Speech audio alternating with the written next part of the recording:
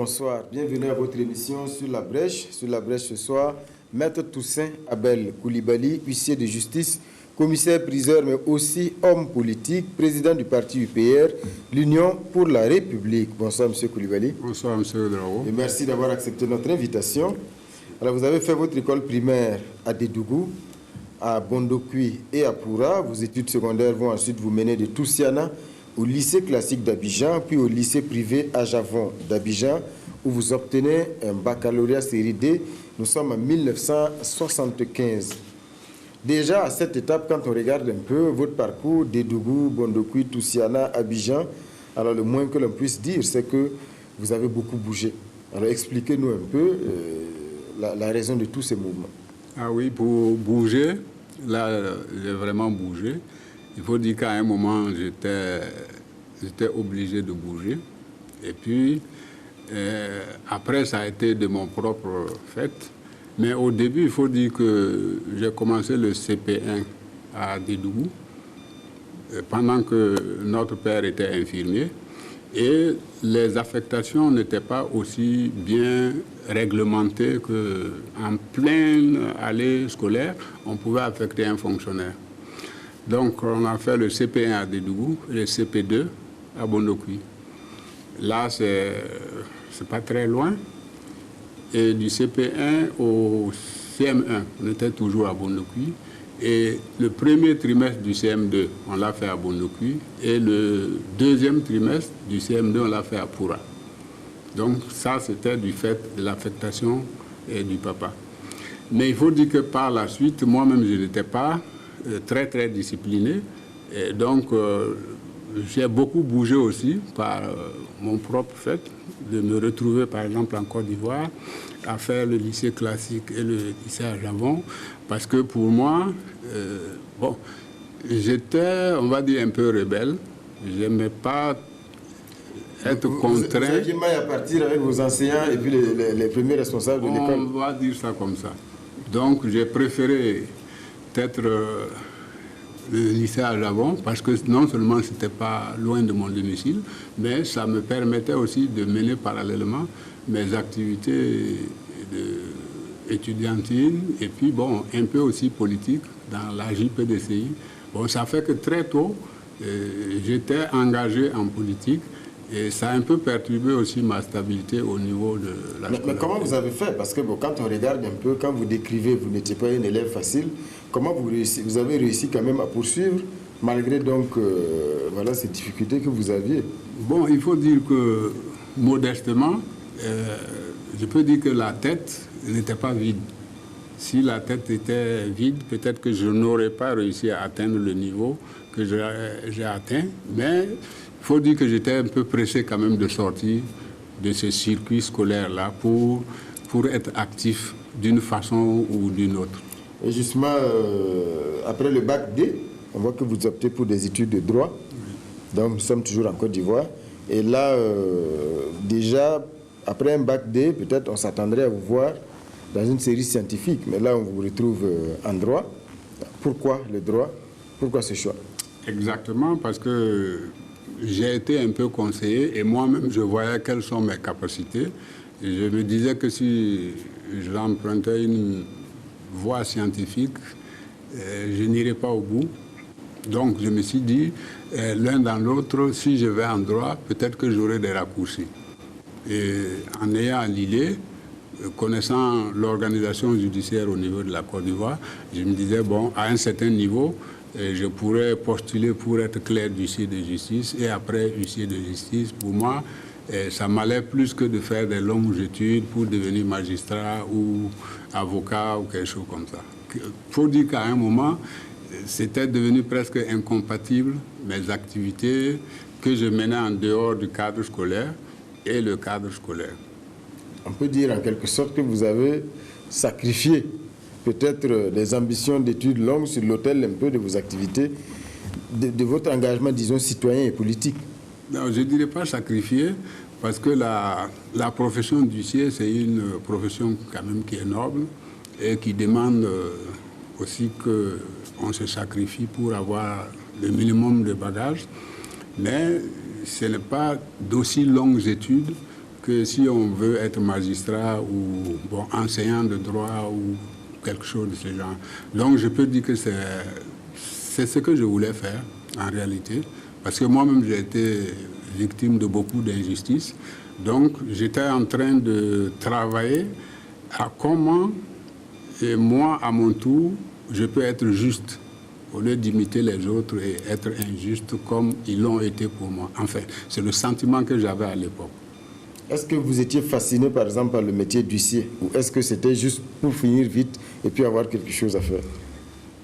Toujours est-il que je voulais exercer un métier qui était en relation avec le droit et l'appareil judiciaire.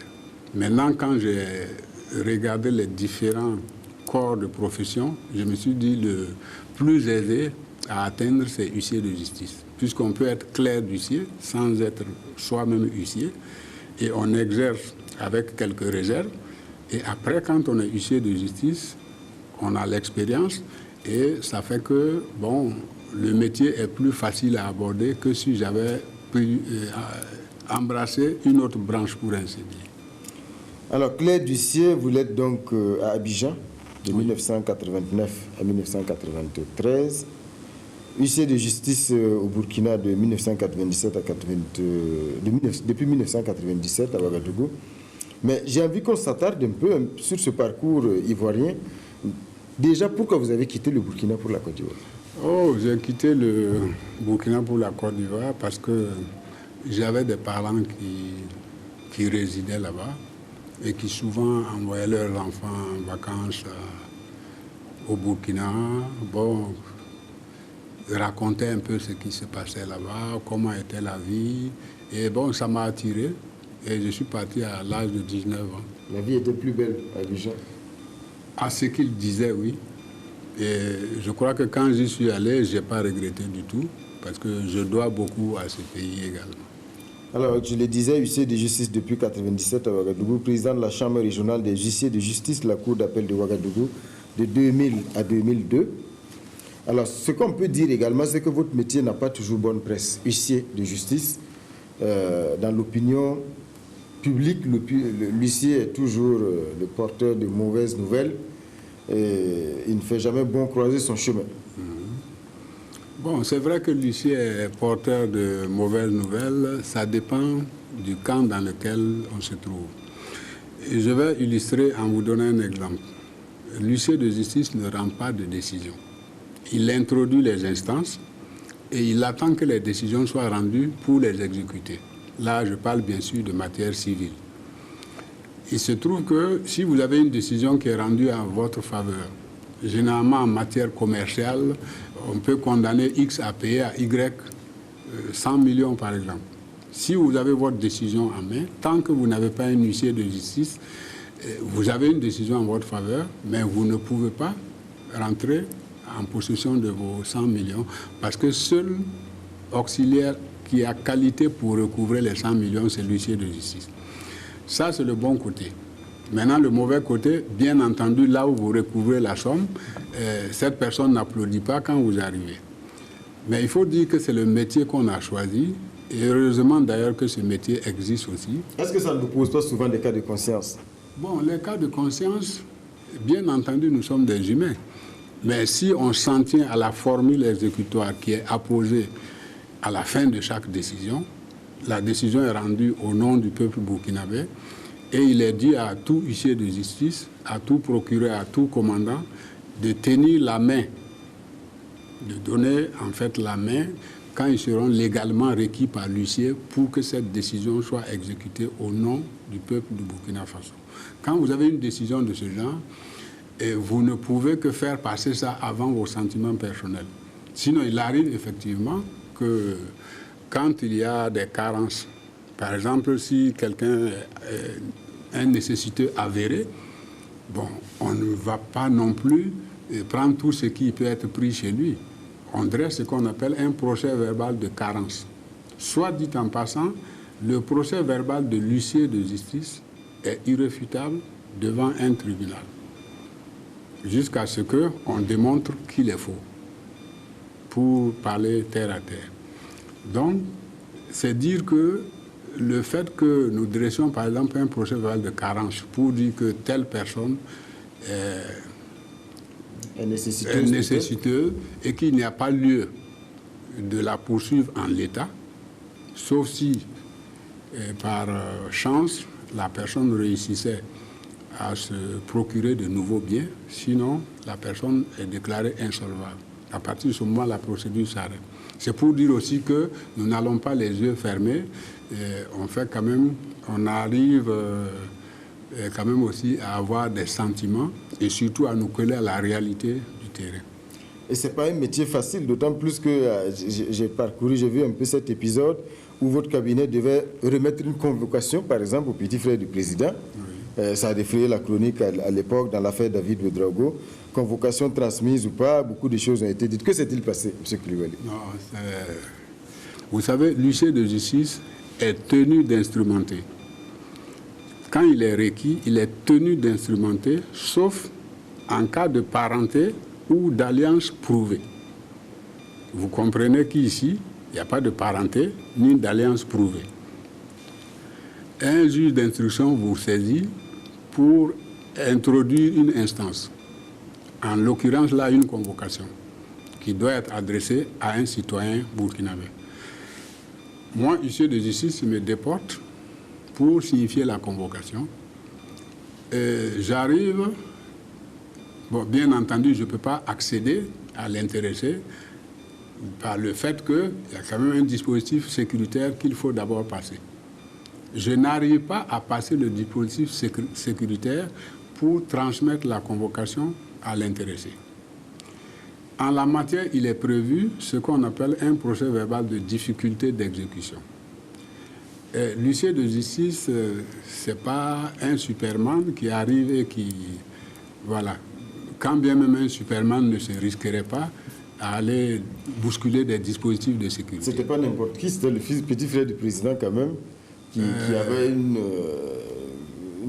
avait la toute-puissance, disons, avec lui. Oui, soit. Mais pour moi j'étais huissier de justice requis par un juge d'instruction, donc tenu de mettre à exécution les réquisitions du juge d'instruction. Maintenant, quand il y a un obstacle, la loi prévoit, les textes prévoient que l'huissier de justice dresse un procès verbal de difficulté d'exécution. Ça existe en matière pénale comme en matière civile. Et l'huissier de justice adresse ce procès verbal de difficulté à la personne qui l'a requis. Le juge d'instruction. Le juge d'instruction. Et à partir du moment où ce procès verbal de difficulté d'exécution est porté à la connaissance du juge d'instruction, logiquement, l'acte qui devrait suivre, c'était le mandat d'amener. Donc, vous comprenez que là, on a beaucoup parlé de l'huissier de justice qui allait transmettre une convocation, mais on n'est pas allé au bout de la procédure. Vous êtes retrouvé donc dans une polémique où on vous attribuait le mauvais rôle. Oui. Comme si vous aviez refusé. Bon, on m'a traité à un moment donné de brave huissier.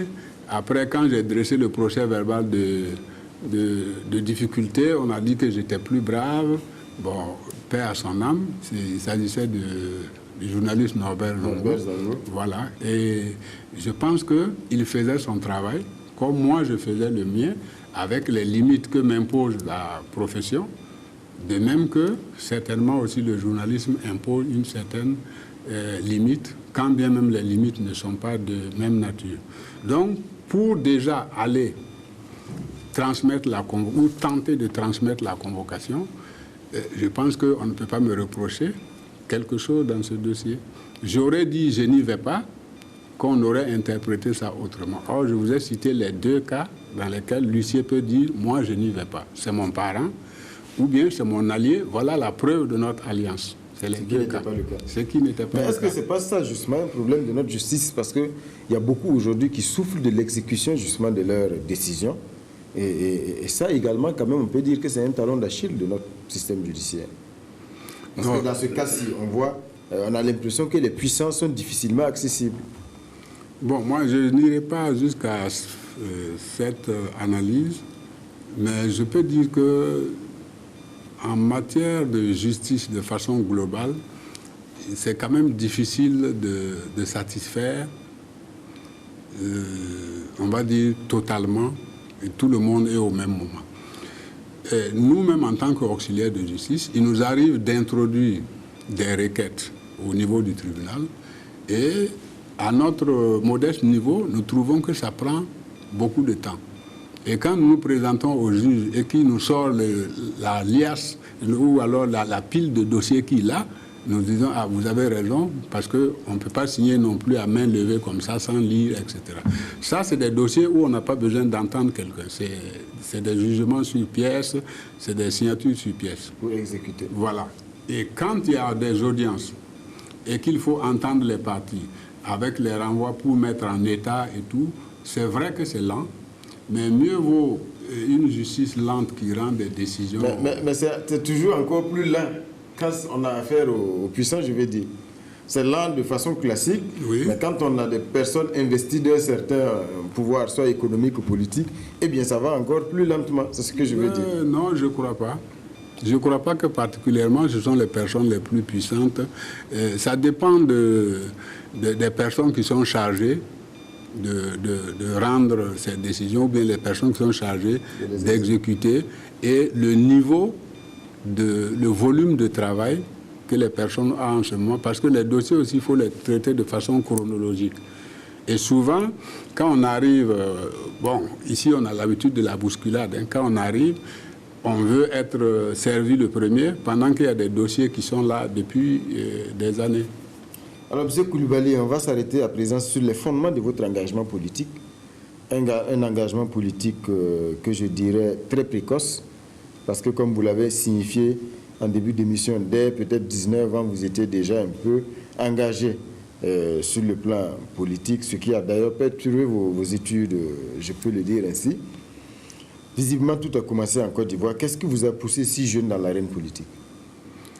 Bon, en fait, je vous disais tout à l'heure que j'ai des cousins qui revenaient de Côte d'Ivoire et il y a certains, justement, qui étaient militants du mouvement des élèves et étudiants de Côte d'Ivoire. Bon, certains à la jeunesse PDCI. Vous savez, à l'époque, c'était le parti unique. Hein. Le parti unique à Côte Voilà. d'Ivoire. Et il valait même mieux avoir la carte du PDCI et ne pas avoir sa carte d'identité, qu'on pouvait passer plus facilement. C'est vous dire qu'à l'époque, c'est pas comme maintenant où il y a le multipartisme et chacun a son bord politique. Donc c'est cette attraction, on va dire, de l'attraction de ce grand mouvement de l'époque, de la jeunesse, parce que c'était une jeunesse aussi très éveillée, bon, qui m'a conduit précocement à m'engager d'abord tout en allant suivre les cours et après progressivement à essayer de voir si je pouvais avoir des créneaux plus libres pour m'adonner plus aux activités La politique politiques. consistait en quoi à cette époque-là?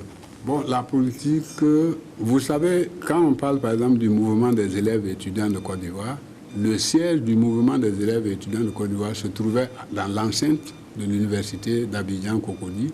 Et c'était un immeuble, un duplex, on va dire. Bon, c'est vous dire ce que ça représentait. Et c'est vrai qu'après, la FESI est née à une autre époque, mais tous ceux qui ont été présidents du MESI, à notre époque, c'était le professeur Alphonse Didier-Madi. Il est devenu professeur après, parce que là, il était étudiant, est devenu professeur après ministre de la Santé. Après, les Jean-Jacques Béchiot qui sont venus. Donc, c'était un créneau tracé pour les cadres du PDCI. Donc, à un moment donné, peut-être que j'ai pensé pouvoir suivre la même voie. Ben, comme je n'avais pas la même abnégation, bon, j'ai fini par choisir un raccourci. Alors, vous avez été militant, puis membre de la jeunesse PDCI, membre ensuite de la section PDCI RDA de Soubré, toujours en Côte d'Ivoire. Ce qu'on peut dire, c'est que vous aviez à l'époque, vous voyez peut-être un destin politique en Côte d'Ivoire. Non, pas un destin politique en Côte d'Ivoire, mais là, si vous parlez de Soubré, par exemple, c'est le village natal de feu Charles Bozard Dombaï, qui a été président de l'Assemblée nationale quand M. Bédier est devenu président, après la mort du vieux Oufoué. En quelque sorte, c'était mon mentor. Donc, c'est vous dire que j'avais un pied avec les Ivoiriens Mais j'étais aussi le président du comité d'organisation de l'inauguration du consulat honoraire du Burkina Faso à Soubré, qui a été inauguré par M. Léandre Bassoli, qui est actuellement président du H-Croun ici. C'est pour dire que je n'avais pas le destin politique, je l'avais certainement choisi, mais pas fortement en Côte d'Ivoire. La preuve, quand je suis rentré, je n'ai pas fait autre chose. Vous rentrez en 94, si je ne m'abuse. Oui, précisément le 31 décembre 1993. 93, ok. Vous revenez donc au Bercail et immédiatement, vous plongez dans l'arène politique burkinabé. Comment on passe comme ça de la scène politique ivoirienne à la scène politique burkinabé? Non, pas immédiatement. Je suis revenu en 94. J'ai d'abord cherché à avoir du travail, comme on dit, parce que pour faire de la politique, il faut quand même quelque part faire chauffer la casserole à la maison. Donc, j'ai commencé d'abord par chercher ma situation professionnelle. Il faut dire qu'il y a beaucoup qui m'ont aidé à l'époque. Il y a le grand frère, le regretté Ludovic Tour, il y a le grand frère Kanidoa Naboho, et il y a le ministre Yarga Larba. Et autres, c'est des gens qui, à l'époque, m'ont entouré de leurs conseils. Et en 97, jusqu'en 97, où vous jusqu'en 97, j'étais d'abord clerc d'huissier encore à Ouagadougou, chez Maître Aboulaye Ouedraogo, ensuite chez Maître Dao Ali, pour en 97 avoir maintenant la charge d'huissier de justice. Et c'est 3 ans après que j'ai été élu président de la Chambre régionale des huissiers qui relèvent la Cour d'appel de Ouagadougou.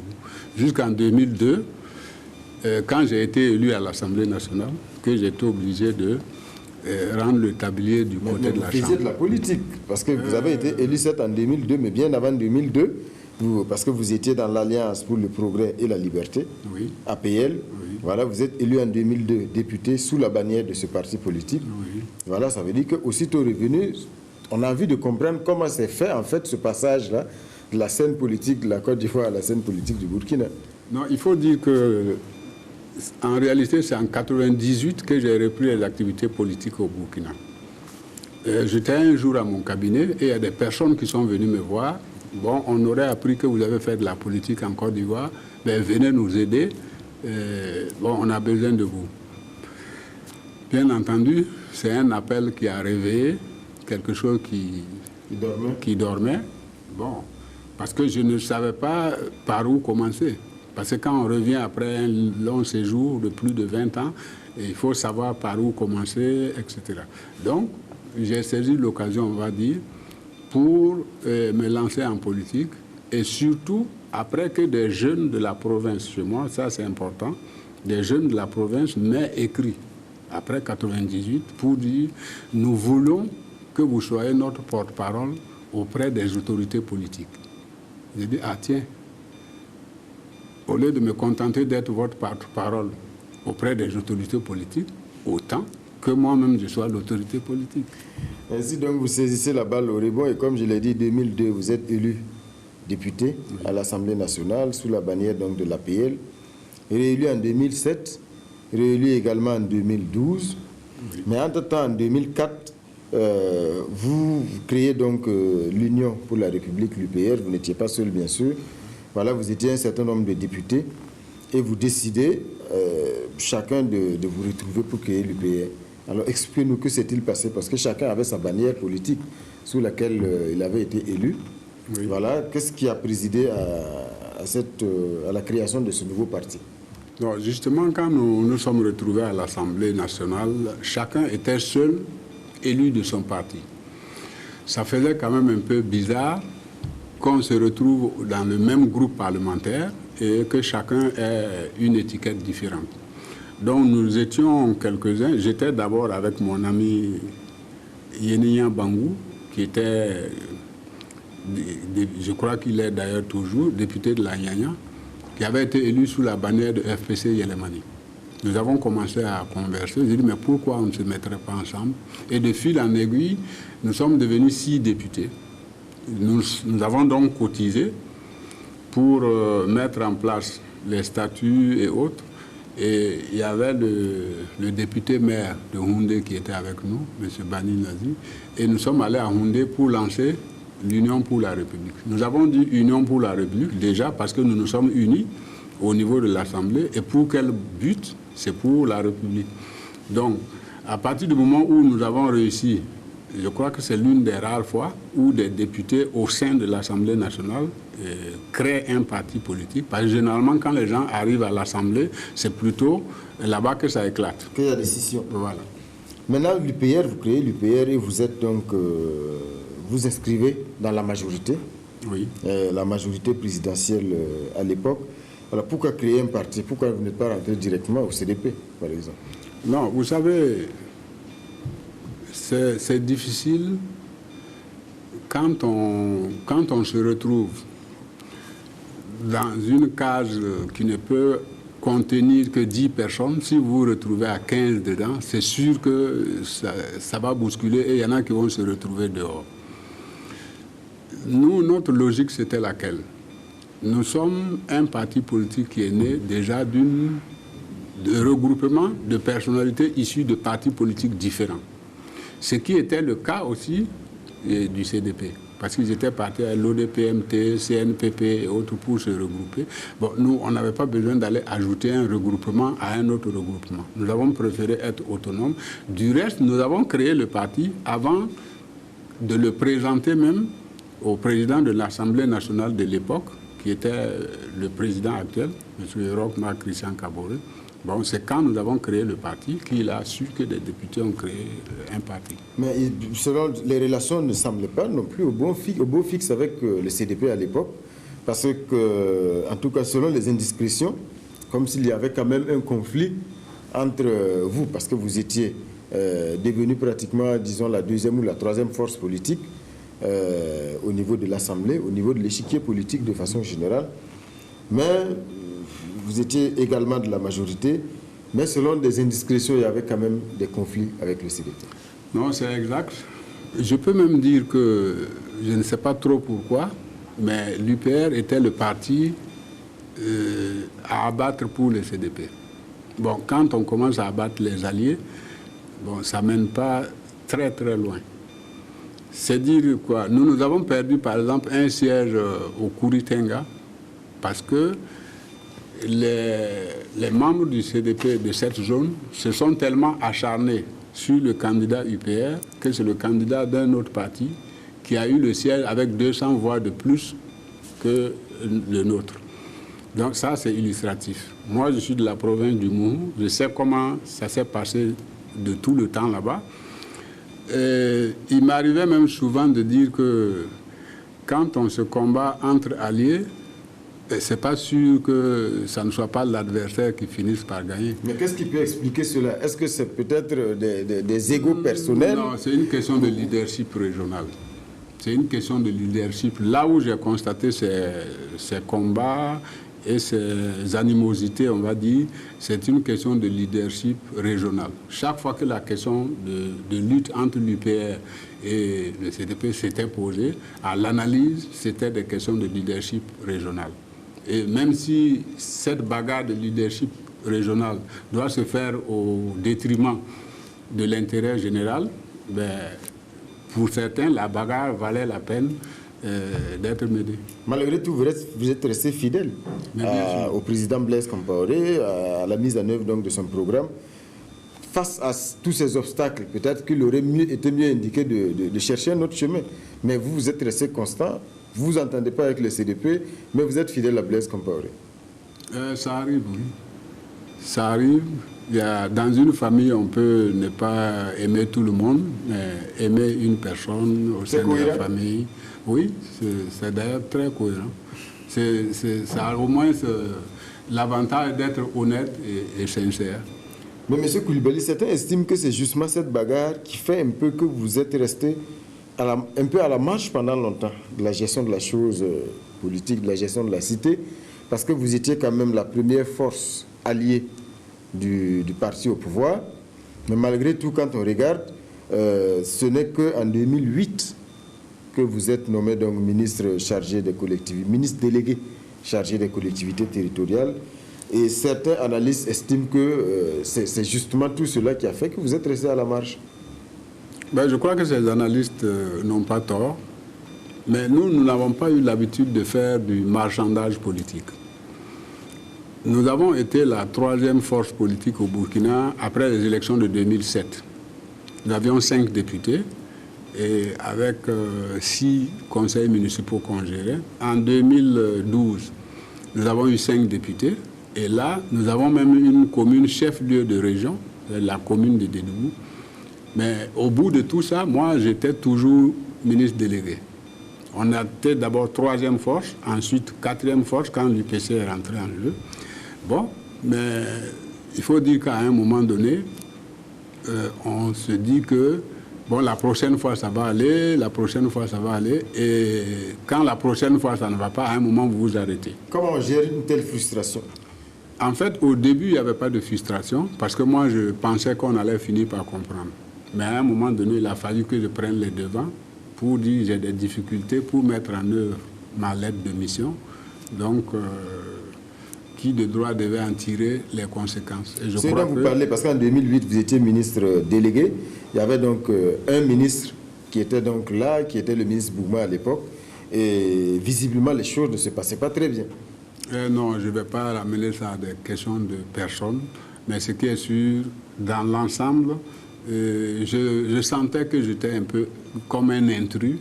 Voilà. Et c'est un rôle que je n'aime pas jouer. Le rôle d'intrus, c'est le rôle qui m'enchante le moins. Voilà, je préfère être seul que d'être quelque part de trop. Donc, à un moment donné, j'ai voulu arrêter. Et c'est ce qui a fait que j'ai fini par être détaché pour un ministère. Vous constatez d'ailleurs que j'ai été le premier à être nommé ministre de la décentralisation. Et quand je suis parti, bon, le ministère a été rattaché, comme il a toujours été. À l'administration territoriale. Vous étiez donc ministre de l'aménagement du territoire et de la décentralisation. Exact. De 2012 jusqu'à donc octobre 2014 avec l'insurrection. Oui. Et justement, cette insurrection, on peut dire que c'est un épisode douloureux dans votre carrière politique. D'abord, comment vous l'avez vécu?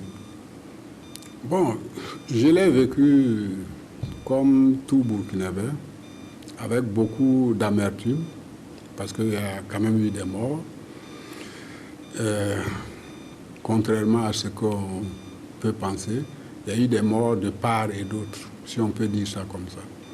Il y a eu des biens qui ont été incendiés, il y a des gens qui ont été brûlés vifs, etc. etc. Vous en avez été victime? J'en ai été victime. Votre maison notamment? Voilà. Et je vous dis que quand je suis arrivé, on m'a même indexé des gens parmi ceux qui ont saccagé ma maison et choses. J'ai tout simplement dit non, moi je le leur pardonne, comme je ne dors pas dehors. L'essentiel, on est en vie, mais c'est l'épisode même, ma personne et mon domicile, c'est peu dans l'épisode général que le pays a vécu. Je pense que c'est une des histoires les plus douloureuses que moi j'ai personnellement vécues en politique. Parce que moi, je n'étais pas ici au temps de la Révolution, comme vous le voyez. Moi, je suis parti à 19 ans et je suis revenu en 1994. Donc, ça veut dire qu'il y a vraiment beaucoup de pages de l'histoire du Burkina, je les ai suivies de loin. Donc, l'épisode le plus douloureux que moi j'ai vécu, c'est l'insurrection. Tout est parti donc de cette volonté de modifier l'article 37 oui. Pour permettre au président Blaise Compaoré, bien sûr, de se représenter. Avec le recul aujourd'hui, est-ce que vous reconnaissez que c'était une erreur? Non, vous savez, les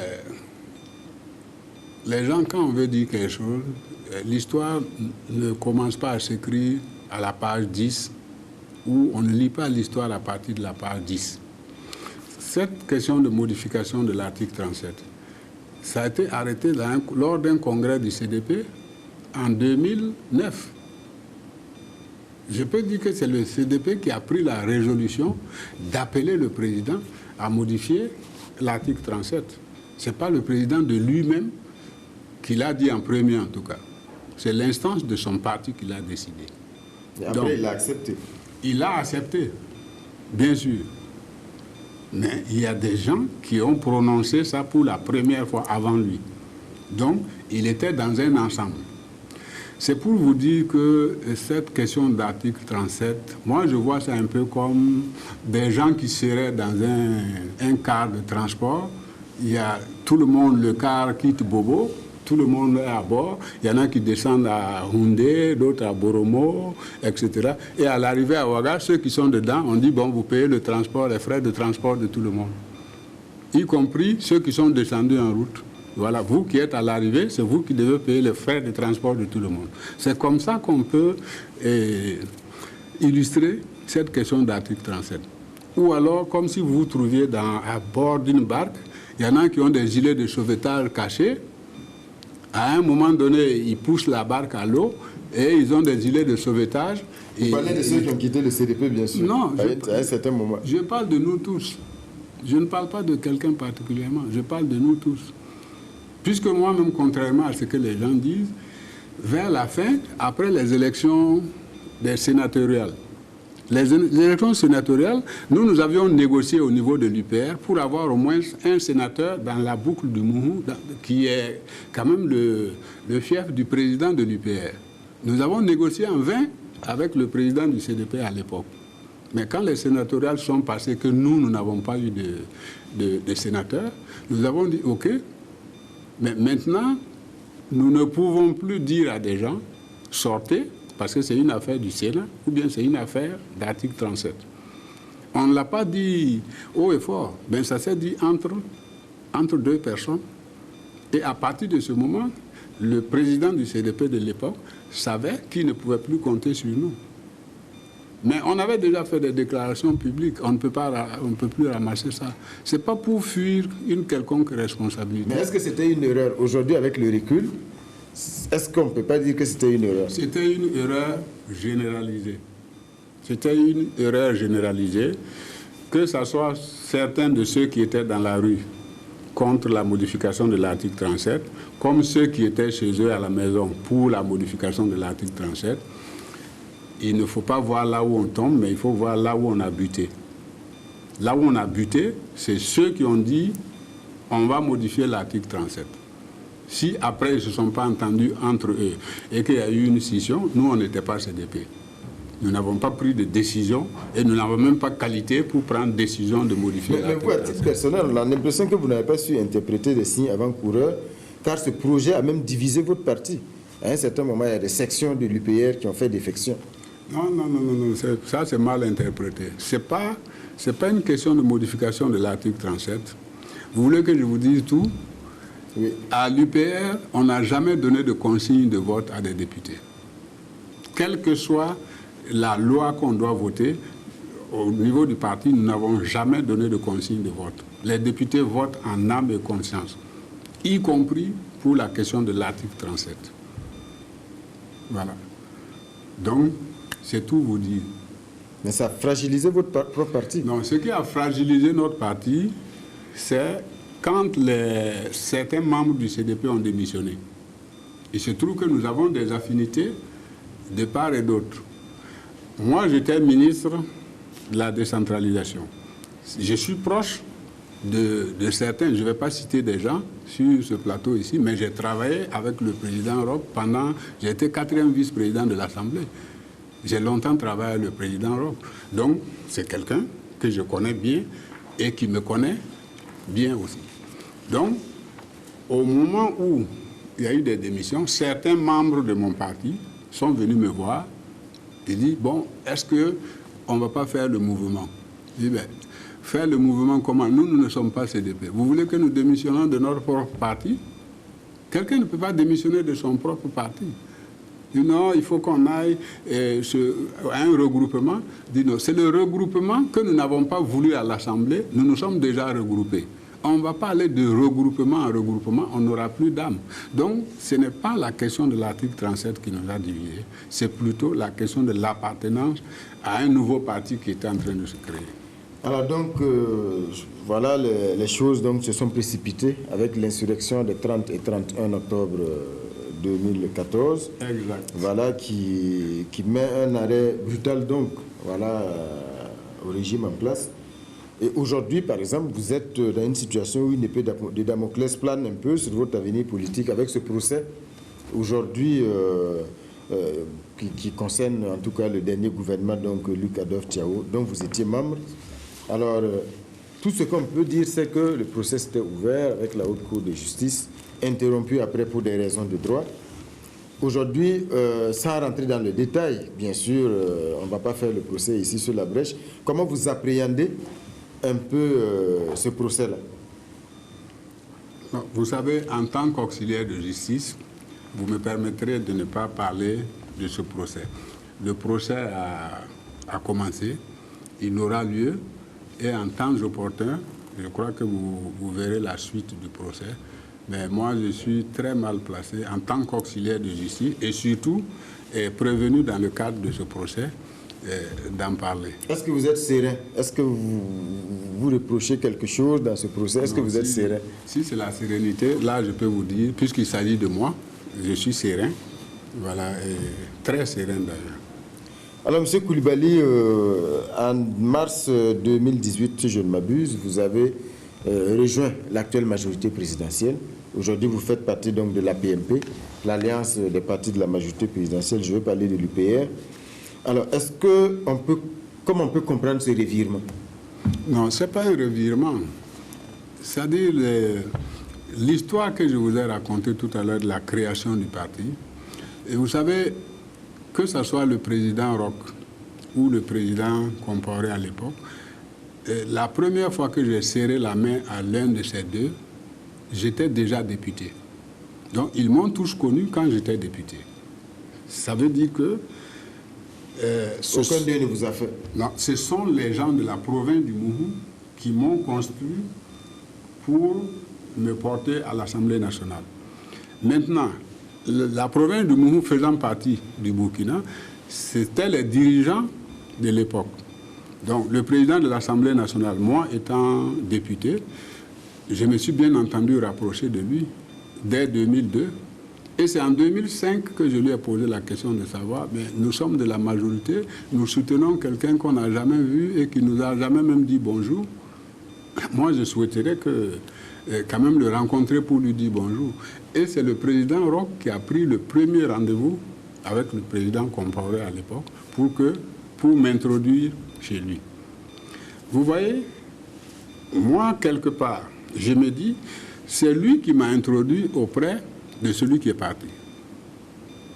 Si l'autre n'est plus là, celui qui vous a introduit, mais je crois que l'honnêteté intellectuelle veut que ce soit de lui que vous vous rapprochez, au lieu de commencer à le combattre, pendant que c'est lui qui vous a quelque part mis le pied à l'étrier à un moment donné. Mais on est dans une situation quand même où le président Roch Marc Christian Kaboré, qu'on le veuille ou pas, fait partie de ceux qui ont mis fin à l'exécutif auquel vous apparteniez à travers l'insurrection. Donc, c'est ça, c'est pour cela qu'on parle de revirement aujourd'hui. Vous voyez que ça me fait sourire. Parce que quand on dit qu'on a mis fin à l'exécutif... Moi, je suis venu au Burkina en 1994 et je suis rentré au gouvernement en 2008. 2008-2014, j'ai participé à l'exécutif, on va dire 6 ans. Moi, j'avais conçu ma carrière sur l'Assemblée nationale. En quoi une action dans laquelle serait parti le président Roch me concerne directement? Ça ne me concerne pas directement. Ça concerne un système qui s'est scindé en deux, qui ne s'entendait plus. Vous convenez avec moi que si le CDP ne s'était pas scindé en deux, il n'y aurait pas eu les mouvements qu'on a vus. Voilà, donc en fait c'est entre eux, anciens partenaires, qu'il y a eu le problème. Moi, je ne me sens pas concerné au point d'en vouloir à quelqu'un pour avoir mis... Moi, donc vous ne voyez aujourd'hui aucune incohérence un peu? Non, pas du tout. Pas du tout. Je ne vois aucune incohérence parce que quand j'observe être la majorité aujourd'hui, pour moi, bon, ce que je ne vous ai pas dit, c'est qu'en 2015, en janvier 2015, le 24 janvier 2015, l'UPR a tenu son congrès à Dédougou. Et juste après, il était question des candidatures pour les présidentielles. Nous avons opté d'appeler à voter pour le président Roch en 2015. Nous n'avons pas attendu qu'il soit président pour aller à la majorité. Il y a beaucoup qui ne le savent pas, parce qu'à l'époque, on ne savait pas si crier ça sur tous les toits lui sera favorable ou pas. Donc nous avons travaillé à faire voter pour lui. Par exemple, si vous prenez la province du Moumou, nous, on n'était pas aux élections, mais nous avons eu 4000 voix dans la province du Moumou, et 4000 voix dans une seule province, ce n'est pas rien pour un candidat à la présidentielle. Mais il y en a qui pensent peut-être qu'aujourd'hui, nous sommes venus à la majorité.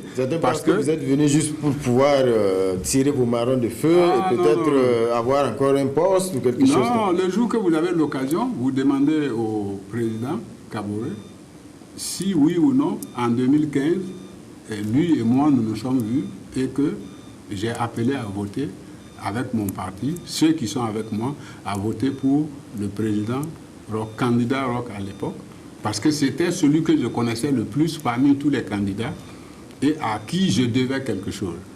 L'épisode de faire tomber le gouvernement, ou quoi, vraiment, moi, je ne me sens pas directement concerné. Alors aujourd'hui, M. Coulibaly, nous sommes dans la trajectoire pour 2020, les élections qui s'annoncent. À titre personnel et au niveau de l'UPR, quelles sont vos ambitions? Mais pour le moment, nous nous concentrons sur les élections législatives. Parce que si vous parlez de 2020, les législatives et les présidentielles. Voilà, nous parlons de législatives, parce qu'il faut qu'on se réorganise. Il y a des endroits où nous devons faire des réconciliations. Il y a des militants qui avaient migré dans d'autres partis qu'il faut faire revenir si c'est possible. Et puis, régénérer le parti à travers de nouvelles adhésions pour se positionner avant de parler de présidentielle. Mais il y a une chose qu'il va falloir que nous voyons et que nous prenons très au sérieux, c'est la question de la réconciliation au Burkina. Parce que tout le monde parle chaque matin de 2020, mais on n'est pas encore en 2020. On va y venir justement, parce que déjà le président a appelé au dialogue politique, un dialogue qui semble aujourd'hui être un dialogue de sourds, parce qu'au niveau de l'opposition, on estime qu'il faut définir le cadre d'abord, et puis indiquer un peu quelle suite sera donnée aux conclusions de ce dialogue politique. Du côté de la majorité, on estime plutôt qu'il y a une sorte de mauvaise foi. Comment déjà sortir de ce climat de méfiance? Je vais vous dire une chose. Vous voyez qu'au Burkina, il y a beaucoup de haine. Il y a beaucoup de haine et autres. Mais je ne suis ni pasteur, ni évangéliste, ni abbé. Mais il y a quand même un aspect qui est important. Si vous regardez le pays aujourd'hui, il y a tellement de sang qui coule. Il y a tellement de malheurs qu'on ne s'explique pas. Et moi, je voudrais que les gens voient en ça le fait que les Burkinabés, entre eux-mêmes, ne se sont pas réconciliés. Il y a un chapitre de la Bible, Matthieu 5, versets 20 à 26. Et le verset 23 à 24, il est dit, si vous allez présenter votre offrande, vous êtes devant l'autel, vous voulez présenter votre offrande. Si vous vous souvenez qu'un de vos frères a quelque chose contre vous, déposez votre offrande là, allez vous réconcilier avec votre frère et revenez présenter votre offrande. Ça veut dire quoi? On a beau dire qu'on prie, exauce-nous, si on ne se réconcilie pas, ça c'est Saint Jean Chrysostome qui faisait une homélie au peuple d'Antioche. Mais aujourd'hui, justement, comment se réconcilier? Par exemple, au niveau de la CODER, on estime qu'il faut que tout le monde rentre. Il faut se parler. Que le parler. président Blaise Compaoré revienne, que tous ceux qui sont sortis après les épisodes douloureux politiques reviennent. Est-ce que vous êtes dans cette logique également? Non, on ne doit pas poser des conditions pour la réconciliation. C'est-à-dire, il faut d'abord que les gens se parlent. Est-ce que, oui ou non, les gens se parlent? Moi qui vous parle actuellement, il y a des gens avec lesquels moi je discutais avant qui ne me parlent pas aujourd'hui. Vous savez que même dans une maison, quand monsieur et madame ne se parlent pas, il n'y a pas de bonheur dans la maison. C'est la même chose que dans un village. C'est-à-dire qu'il faut qu'on sorte de l'hypocrisie, qu'on se dise, nous avons tous chacun, quelque part, une part de responsabilité, qu'on se parle et qu'on assume notre histoire sans préjudice du passif. On ne va pas mettre des... Pourquoi sacrifier la justice, par exemple? Par exemple, je parle de tout le passif. On ne peut pas sacrifier la justice au profit de la réconciliation. Est-ce qu'on peut juger et se réconcilier?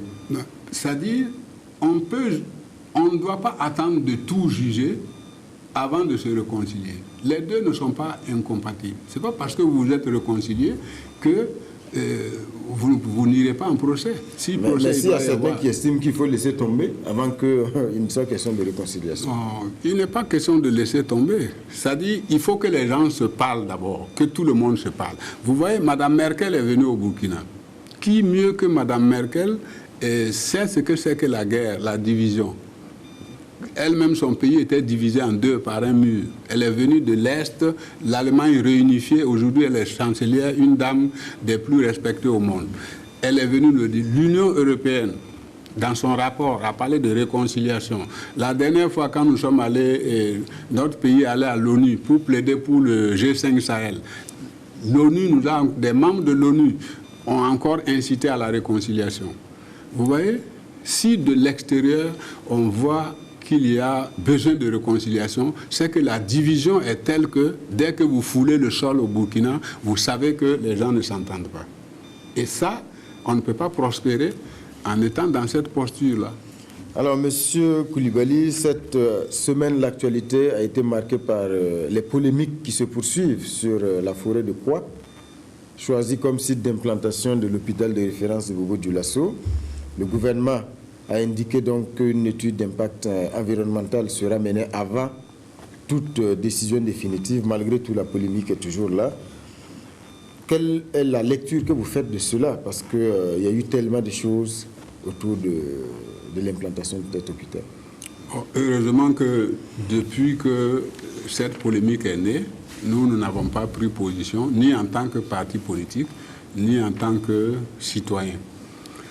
Mais ce que je veux dire, c'est que s'il y a polémique, c'est qu'il y avait occasion à polémiquer.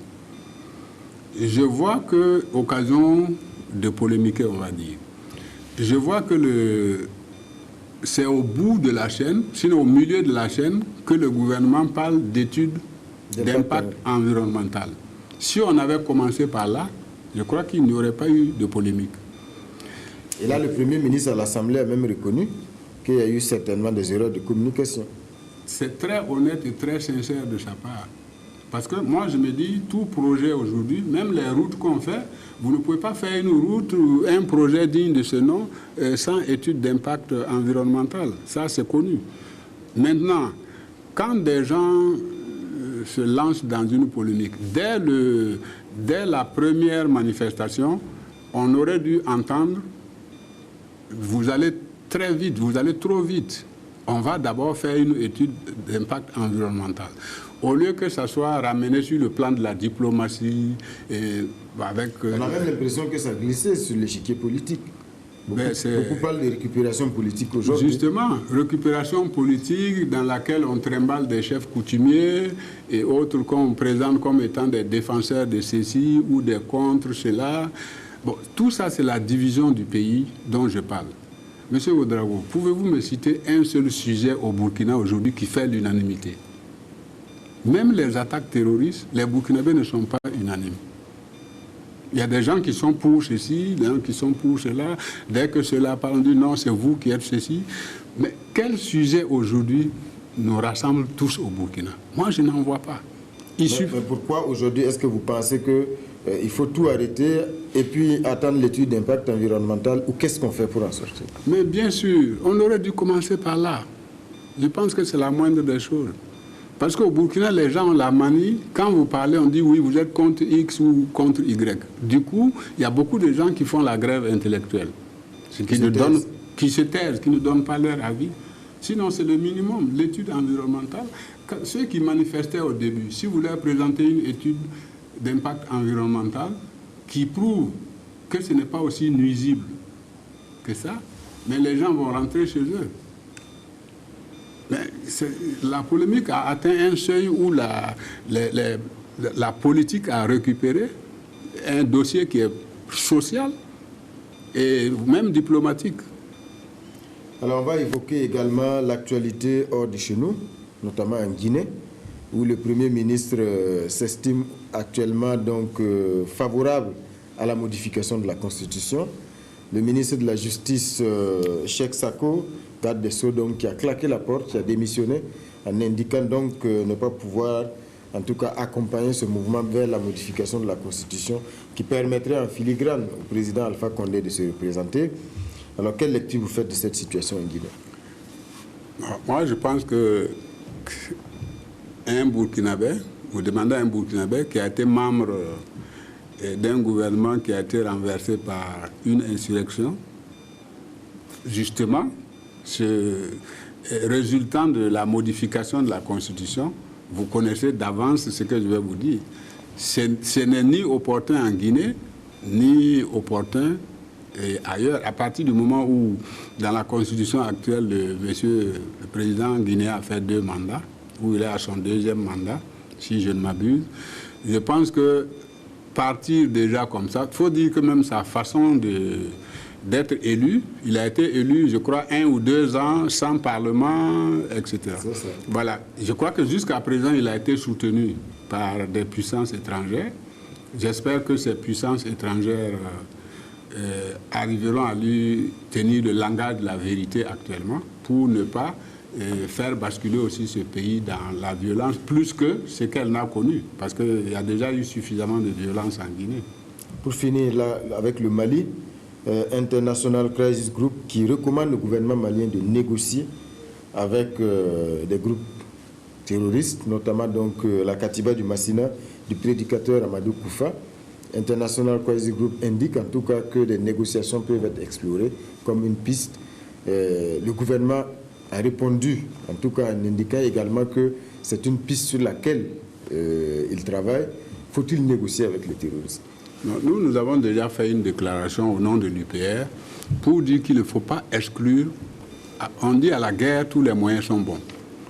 Tous les moyens sont bons, ce n'est pas forcément avec les armes.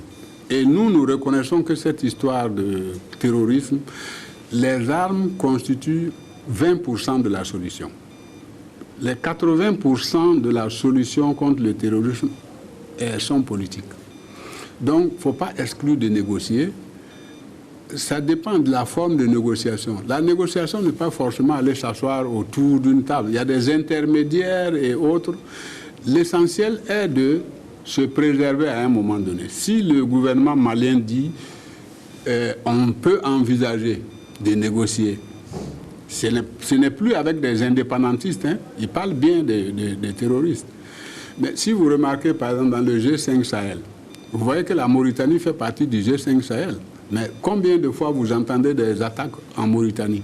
Pourtant, la Mauritanie fait partie du G5 Sahel. Ils ont trouvé une solution pour préserver leur territoire, donc ils accompagnent les autres pour compatir à leur douleur, mais eux-mêmes, ils ne ressentent pas la même douleur que celle que nous ressentons ici. Est-ce que c'est la même lecture pour le Burkina?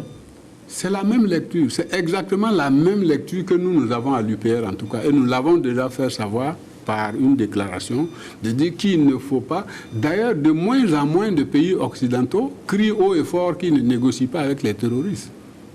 Il y a très longtemps qu'on a entendu. En Afghanistan, actuellement, les négociations avec les talibans. Avec les talibans, parce que les gens en ont assez de la guerre. Ils savent qu'ils ne peuvent pas exterminer les talibans. Mais pour un taliban ou 100 talibans tués, si vous perdez 2, 3, 4 soldats pour des kamikazes, mais au bout du compte, c'est vous qui perdez. Puisque vous avez des soldats qui ne veulent pas mourir. Mais les autres, ce sont des kamikazes. On fait quoi? On continue à se faire exploser parce qu'on ne veut pas négocier. Ça fait 40 ans que les Américains sont là-bas.